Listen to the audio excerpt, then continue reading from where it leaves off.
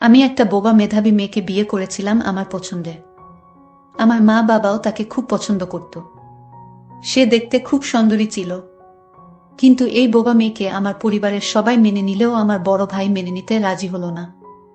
আমি ভাইয়ার কথা কানে না নিয়ে আমি তাকে বিয়ে করে নিলাম।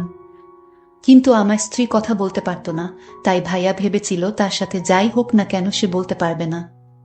আমি একদিন বাড়িতে ছিলাম না, আর এই সুযোগে আমার বড় ভাই একদিন আমার স্ত্রীর রুমে ঢুকে যায়। তারপর কি হয়েছিল সেটা জানতে গল্পটি প্রথম থেকে শেষ পর্যন্ত শুনতে থাকুন। যদি টেনে টেনে শুনেন তাহলে আপনারা কিছুই বুঝতে পারবেন না, তাই গল্পটি মনোযোগ দিয়ে শুনুন। তাহলে মূল গল্পটি বলি। আমি তিন ভাইয়ের মধ্যে ম্যাচ। সবে মাত্র পাবলিক ভার্সিটি থেকে পাশ করে বেরিয়েছি। কয়েকটা চাকরির ইন্টারভিউ দিয়েছি। বড় ভাইয়ের বিয়ে হয়েছে। আমাদের পরিবার মোটামুটি ধার্মিক পরিবার বলা যায়। পর্দা করার ব্যাপারে এত কঠোর না হলেও নামাজ রোজার ব্যাপারে আমাদেরকে ছোটবেলা থেকেই উৎসাহিত করা হয়েছে। আমার ভাইয়ের জন্য মেয়ে দেখার সময় ধার্মিক পরিবারের মেয়েকেই বেশি প্রাধান্য দিয়েছিল। আল্লাহ চাহেন তো চাইলে পাওয়া যায় না এমন কিছুই নেই। আলহামদুলিল্লাহ, এমন মেয়েকেই মা ঘরের বউ করে আনে। সেদিন গ্রামে ভাবির কাজিনের বিয়েতে গিয়েছিলাম পুরো পরিবার। খাওয়া দাওয়ার পর কয়েকজন মিলে বসে গল্প করছিলাম। দূর থেকে লক্ষ্য করলাম একটি কমপ্লিট হিজাব পরিহিতা, হাত মোজা, পা মোজা সহ মেয়ে। মেয়েটি আমাদের রুমের দিকেই আসছে। প্রথমে মেয়েটির প্রতি কোনো আগ্রহ না থাকলেও পরে খেয়াল করে দেখতে দেখতে ভাবছি এই যুগেও মানুষ এইভাবে হিজাব করে। আমি যে রুমে বসে আছি সেখানেই এক পাশে বসে গেল। অন্য একটি মেয়েকে লিখে কি যেন দেখাচ্ছে। খোঁজ নিয়ে জানতে পারলাম মেয়েটি ভাবির কাজিন হয়। আমার আগ্রহ জানার আরো বেড়ে গেল মেয়েটির প্রতি। নিজের মনেই বললাম মেয়েটি ভাত খাওয়ার সময় দেখতে কেমন।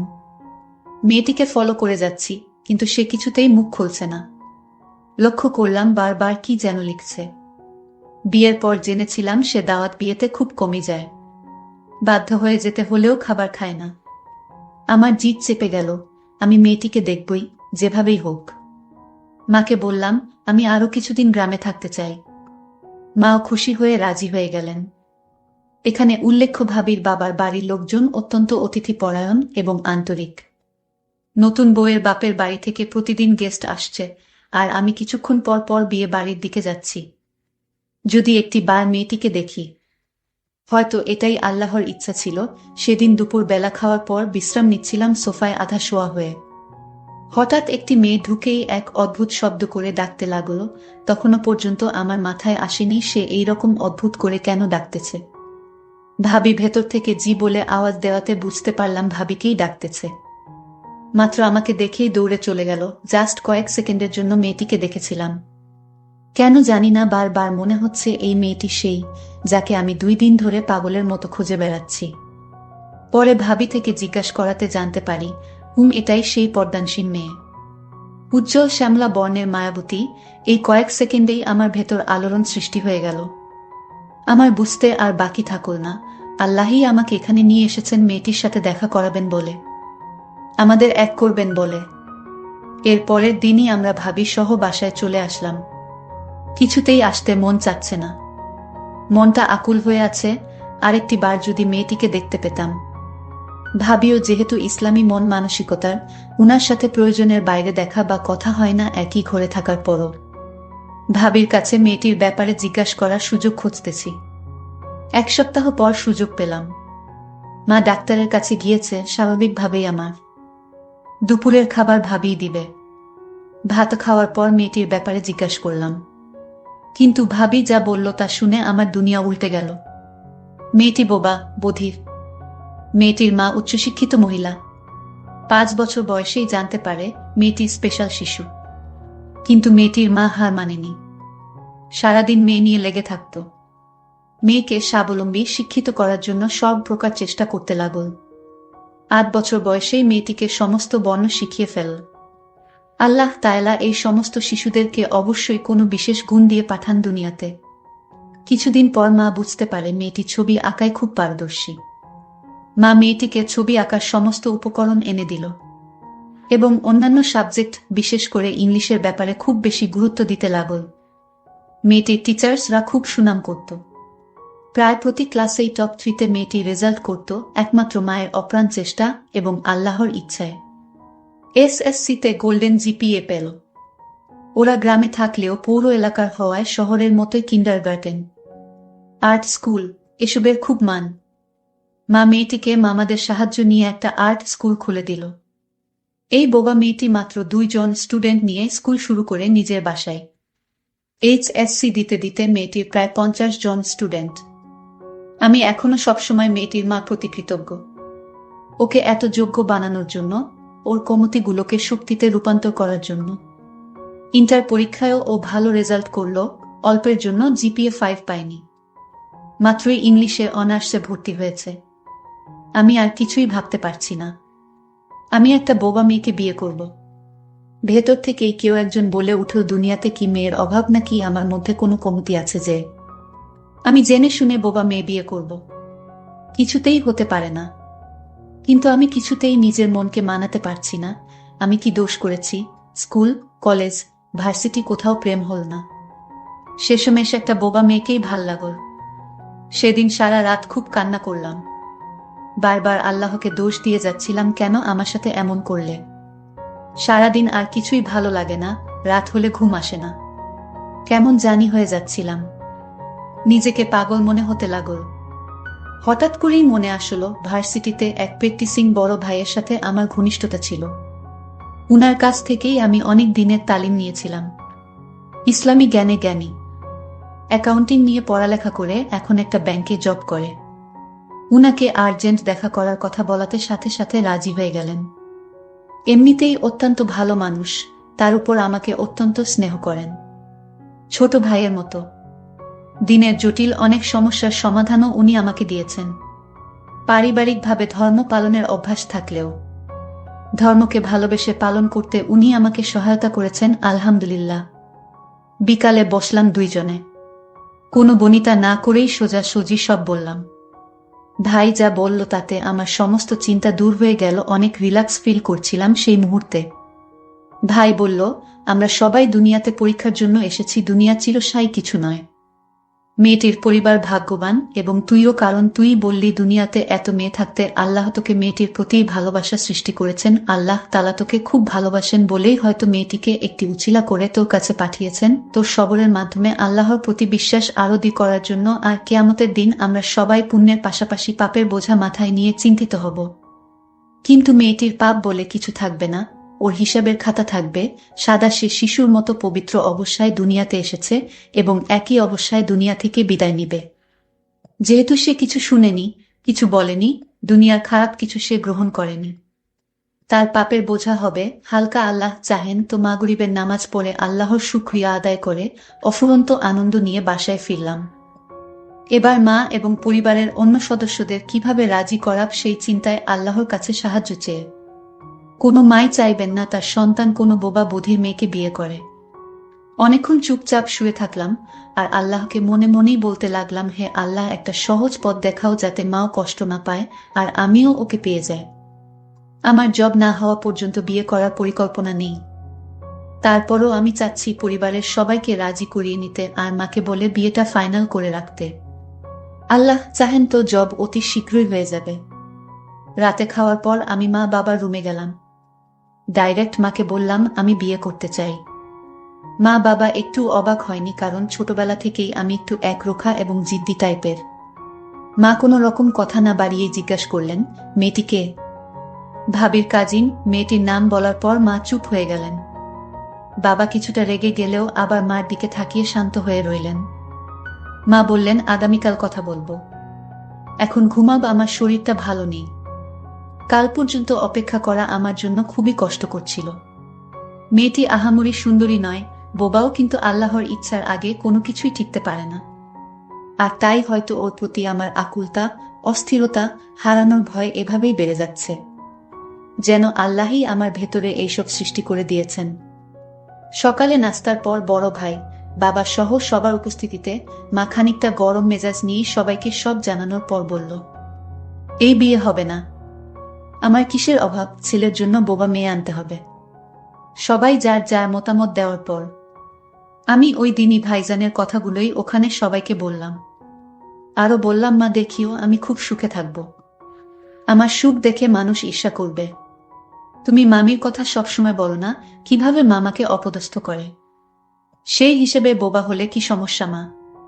মা এমনিতেই ঠান্ডা মানুষ, কিন্তু এইবার বেশ রেগেই বললেন, মেয়েটি কারো সামনেও আসে না, আওয়াজও শুনি শুনি, যেহেতু কথা বলতে পারে না। কি এমন দেখলি যে তুই শুধু ওকে বিয়ে করবি? তাছাড়া আত্মীয় স্বজন কি বলবে? মা, সুন্দর দিয়ে কি করব? একটা দুইটা সন্তান হলেই সৌন্দর্য নষ্ট হয়ে যায়। কিন্তু ভালো আচরণ, ভালো মানসিকতা আর ভেতরের মানুষটাই চিরজীবন থেকে যায়। আর সেটাই আমাকে সুখ দিতে পারবে। বিয়ের পর কয়েকদিন আত্মীয়রা বলাবলি করবে। সেই আত্মীয়রাই কিছুদিন পর সুখী, অসুখী, সফল অসফল জীবন নিয়ে আলোচনা করবে। লোকেদের দেখানো কয়দিনের জন্য, সংসার সুখের হোক আর দুঃখের হোক, তা সারা জীবন শুধু আমারই জন্য। তাছাড়া মেয়েটি মেধাবী। আমি আর কারো কথা না শুনে আমি একটা কাজী অফিসে গিয়ে বোবা মেয়েটিকে বিয়ে করে ঘরে নিয়ে আসলাম। আমার মা বাবা সবাই খুশি হয়েছিলেন, কিন্তু আমার বড় ভাই এই বিয়েটা কিছুতেই মেনে নিতে পারছিল না। আমার বড় ভাই ছোটবেলা থেকেই আমার ভালো দেখতে পারত না। আমার মা আমি ছোট বলে আমাকে একটু বেশি আদর করত, সেটা আমার ভাই সহ্য করতে পারত না। আর আমি একটা ভালো পর্দাশীল মেয়ে এবং খুবই মেধাবী বোবা মেয়েকে বিয়ে করার কারণে হিংসা করত। আমি সেটা ভালোভাবে বুঝতে পারি, কিন্তু ভাইয়ের সামনে কোনোদিন কথা বলিনি। আমি ভাইয়াকে ভালো ভাবতাম, কিন্তু তার উপরের রূপটা খুব ভালো ছিল, ভিতরটা খুবই খারাপ ছিল।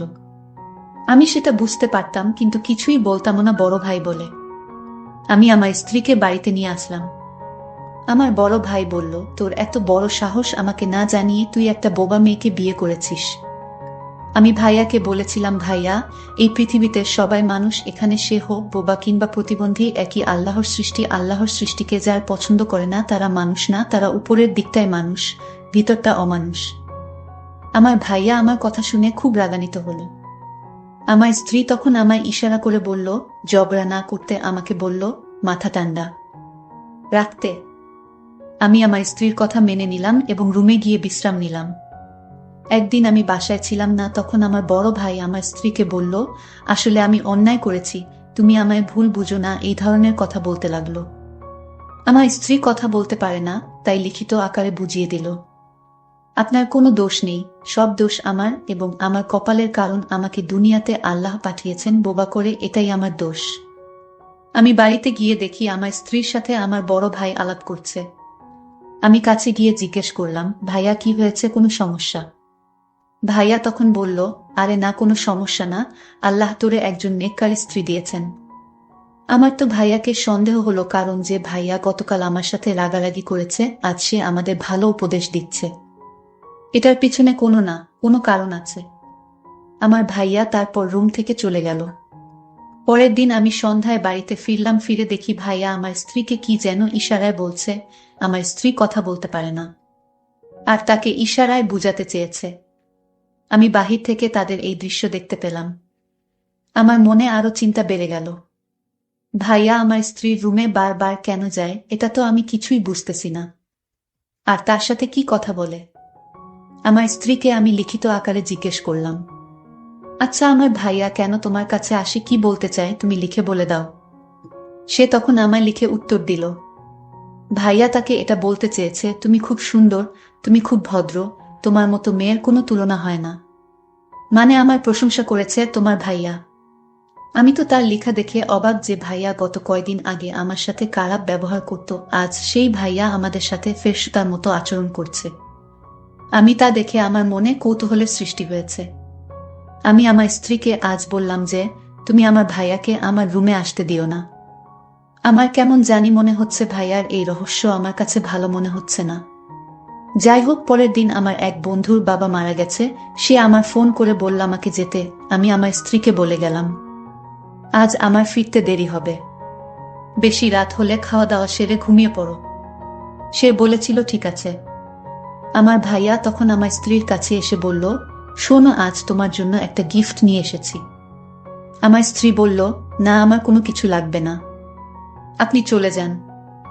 সে আমায় ইশারায় বলে দিল সে গিফট নিতে পারবে না তার স্বামীর অনুমতি ছাড়া। আমি তখন লিখিত আকারে তাকে বললাম, এই গিফটটা রাখো, আমি কি তোমাদের পর? তুমি আমার ছোট ভাইয়ের স্ত্রী, তুমি তো এই পরিবারের একজন সদস্য। আমার স্ত্রী তখন লিখিত আকারে বড় ভাইকে বললেন, আপনি গিফট নিয়ে আইছেন, কিন্তু আমার স্বামী বাড়িতে যখন থাকবে তখন। আমার তখন খুব রাগ হচ্ছিল, কিন্তু রাগ করলে কি হবে, বরং আমার লস হবে। আর তাই আমি খাবারের সাথে এমন একটা জিনিস মিশিয়েছিলাম। আমি তখনও আমার বন্ধুর বাড়িতে, এখনো লাশ দাফন করা হয়নি। রাত প্রায় 10টা বেজে যাচ্ছে। এর মধ্যে বাড়িতে আমার মা, বাবা, আমার বড় ভাই এবং আমার স্ত্রী রাতের খাবার খেতে বসল। তার আগে আমার স্ত্রী আমাকে ফোন করেছিল, তোমার আসতে কয়টা বাজবে? আমি বলেছিলাম, আমার আসতে অনেক দেরি হবে, তুমি মা বাবাকে নিয়ে রাতের খাবার খেয়ে নাও, খাওয়া দাওয়া সেরে ঘুমিয়ে যাও। কিন্তু আমার স্ত্রী জানতো না খাবারের সাথে কি মিশানো ছিল। আমি আমার স্বামীর অনুমতি নিয়ে খাবার খেয়ে নিলাম, মা বাবা এবং তার বড় ভাইকে নিয়ে। তার বড় ভাই আমার খাবারটা আলাদা রেখে দিল।